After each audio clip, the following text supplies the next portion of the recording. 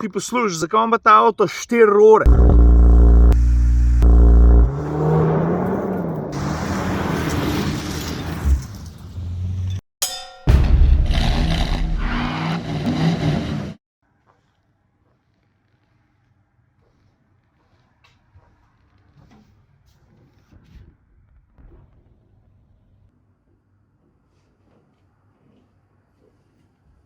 Darko, ta poznaš, ne? Kaj pa tistega zraven? A si prepoznal? Ni airline. Je pa zelo hiter. Gremo se pelati. Black on black, stari kot Darko, a? Veš, zakaj sem rekel najprej, da ni airline? Ker je to čist brez izjeme bilo vedno to prvo vprašanje, ki ga je folk videl. Aj airline? Pa kakšen mu kar težko sračunati. A ja, čak, ta prav air, to je ko ima 320 konjev, ja. To je Pa se mi prav fajn zdi, veš, ker že dolg časa ni bilo na testu nobenega Volkswagena. In pol prvi po dolgem času, bam, Tiguan R. Ti pa zdaj, ko imam cajt, pa preden tja pridemo, bi nekaj vprašal vse vas, ki spremljate na YouTube. Ker si naročil na Komotar minuto, a si stisnil zvonček, ki je zraven subscribed. A veš, da dobiš obvestilo, da kadarkoli objavim video, da ti YouTube to tudi pove.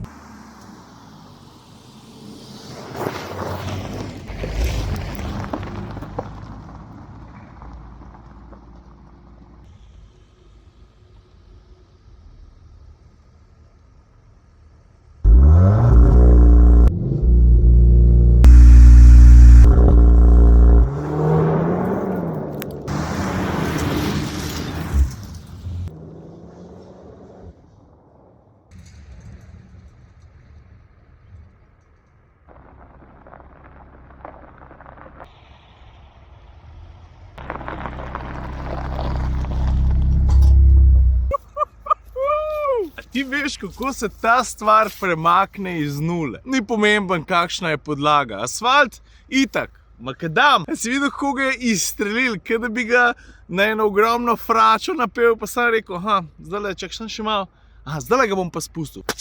Pa te ni več. Ne vem, če ima na asfaltu, dajmo reči 4,8, 4,9 do 100, tale z DSG-em, pa ima na makadamu, ma nekaj dost več. Toliko dober je oprijem. Dobro smo odprli video, ne? Ok, zdaj ti pa še druge stvari povem.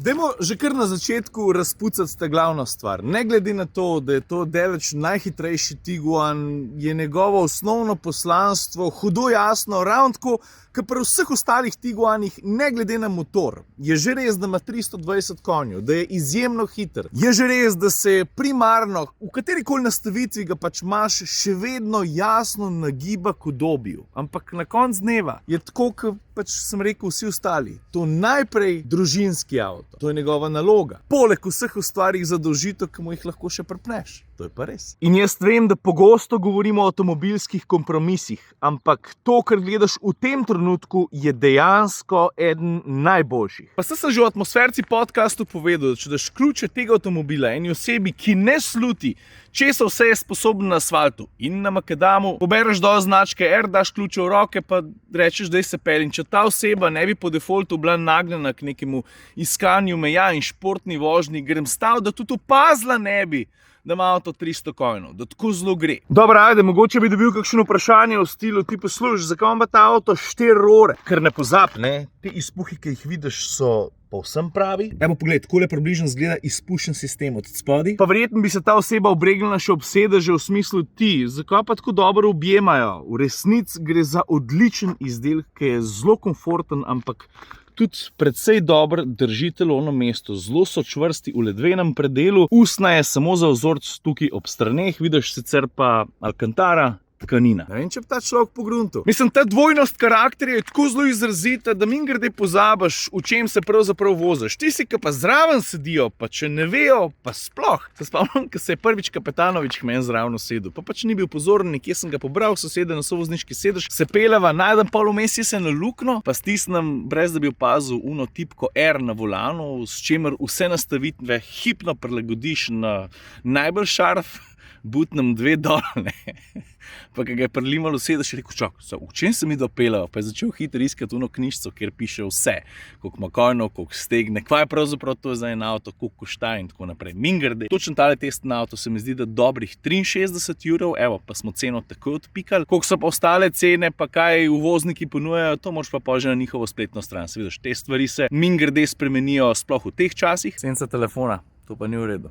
Ačmo kar nadaljevati. Drugače pa ja, vse tisto, ki ne vidiš, to se pravi podvozje, motor, celoten pogonski sklop, 4-kolesen pogon, menjalnik. V resnici se tukaj spodaj skriva Golf R. Pa ne glede na to, katero nastavitev uporabiš, se mi nikoli ni zdel pretirano trd, ali pa dajmo rečemo pretrd. Čvrst, ja, zagotov. Pretrd, ne. Razen, če se spozabiš, pa ne vidiš kakšne luknje, pa z biciklom fejst noter vsekaš, ampak to je po vsakem avtu tako. Glede na to, da je Tiguan R top of the line izvedenka, je tudi dinamično, aktivno uravnavanje podvozja praktično vsakega bicikla posebej serijsko. Od 100 tudi izvira tista dvojnost karakterja. Ne? Če nimaš ti dobro poštimanega podvozja, džabe, kva ti delaš z ostalimi stvarmi. A če česa ne maram, te zanima? Jale, stari, tist umeten zvok, ki prepoji celotno kabino, ki prestaviš v program športa, pa res ni mi všeč. Zdi se mi tak sintetičen, ampak to ni noben problem, ker seveda lahko izkoristiš program Individual, kjer si vse prilagodiš. To se pravi, delovanje motorja, pogonskega sklopa, naštimaš pa lahko seveda tudi sound. Dobro, pa v res programu bi žihar še malo bolj poku, a ne be? Sej, nekaj pride v tam v zadnji, ampak je dost pa ne. Tako bolj zamolklo. Jaz bi mu dal ščepec več te zvočne ostrine. Pa dobro, če že flancamo njegovi uporabnosti, predvsem po družinski plati, je prav, da se usedemo tudi v drugo vrsto. Poglej, zdaj le vozniški sedež naštima name, prostora je. Na kapco sem se usedel, bravo, če koga zanima, atmosferci.com, najdeš trgovino, najdeš vse. Ne samo kapce, zares kulske hudije, t-shirte, obeske, pač če se ti zalušta, da bi podprl atmosferce na kakršenkoli način. Ok, zdaj tukaj je tale Recaro, mogoče malo mod sliko, ampak nič hudega. Steklena streha oziroma panoramsko okno ne vzame preveč višini, če nisi zdaj ekstremen velikan, to ne bo noben problem. Hotel sem reči, da prostora tukaj zadnji je zares veliko. Avto je prostoren, uporaben, primerno prilagodljiv, pa če ti še kufer pokažem. A ja, ne, čak. A mogoče, da ti sprednje sedeže pokažem še do zadnji, vzglavniki so integrirani, drugače pa ljubim odsotnost kakršnekoli piano plastike, borbe s prahom v tem avtomobilu praktično ni, oziroma se ga navid prav zelo, kjerkoli pač že je. Volan vidiš, da je športen, števci so digitalni, v tem trenutku piše poraba 14,1 od točenja goriva, ampak to je bilo danes zjutraj, neogret motor, pa tukaj sem pospešval, pa razmeroma hitro sem še vmes vozil. Realna poraba je veliko bližje, dajmo reči 10, mogoče 11 litrom, se spusti tudi krepko pod 10, če voziš umerjeno, ampak v tej porabi, to že veste, sovražen govor. Da si boš še malo lažje predstavljal, kupi enih dodatkov, ki tako drugače spominjajo na carbon fiber, ampak v resnici to ni, to so ene vrste okrasne plastike. Predvsem pa ene par ljudi me je opozorili na sestavljenost pa kvaliteto materialov. Jaz sem se v tem avtomobilu šel namensko dotikati vsega živega, zgori, dolic, spodaj, pritisku in moram reči, da je avto odlično sestavljen,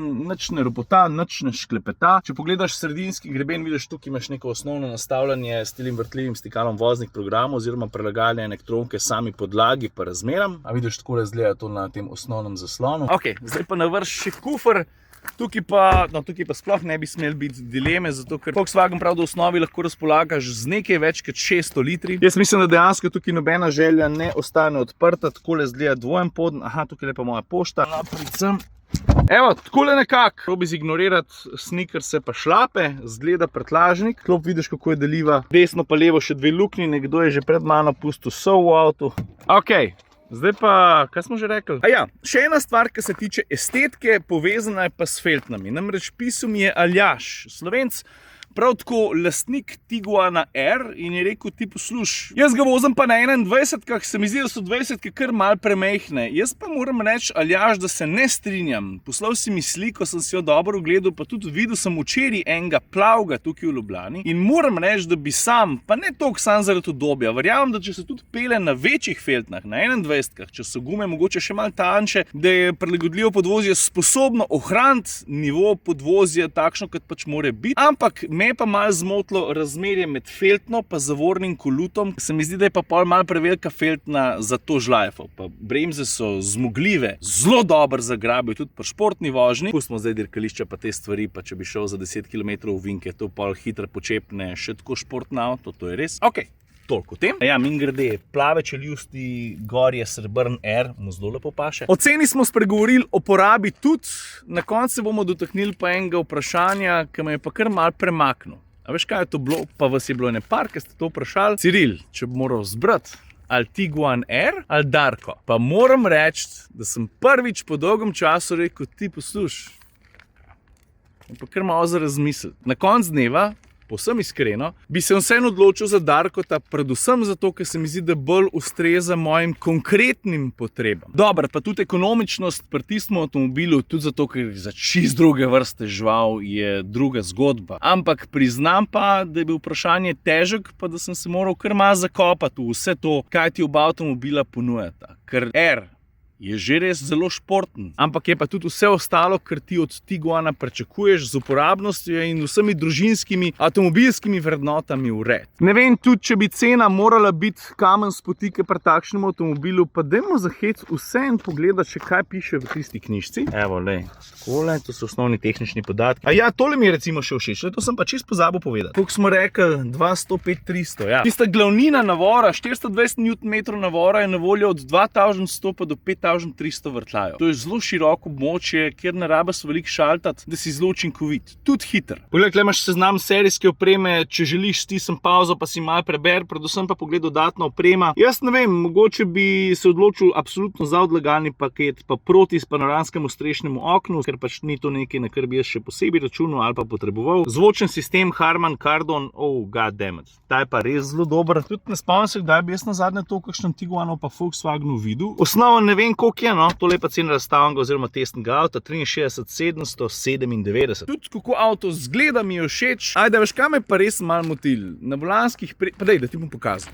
A veš, ti kot voznik, no, da nekaj piskati, no, imaš ves čas opravk z volanom, tako ali pa drugače, mislim, se ga držiš. Kaj športno voziš ali pa kaj prestavljaš, pa se moraš pa lotevati stikal tukaj le gor. In moram reči, da tale površina je malo zaobljena in v tem primeru to meni ne ustreza. In en detalček, ki me je mogoče malo zmotil, lej, poletje, vroče, stopinj, kokrat češ na pretek, pa šopaš sem pa tja volan, pa tale okej malo pritiskaš, ampak mimogrede stisneš na gretje volana. Tale tipka je postavljena na povsem neprimerno mesto, pa tudi zaobljenost te površine me je malo motila, se mi zdi, da sem moral ta okej zelo natančno pritiskati, da nisem kaj drugega stiskal. Drugač pa, all in all, stari brez zamer, odličen avto, izvrsten all-rounder, zelo sposoben, veliko prijema, kot smo od začetka videli, ne glede na podlago. In to je to! To je bil en tak malo bolj podroben vpogled v vse to, česar je Tiguan R sposoben, kaj vse zna, kako hitro špricne do 100 in tako naprej. Priznam, težko bo ključe vrniti. To sem že kdaj rekel, ne, ampak prav pogosto pa ne.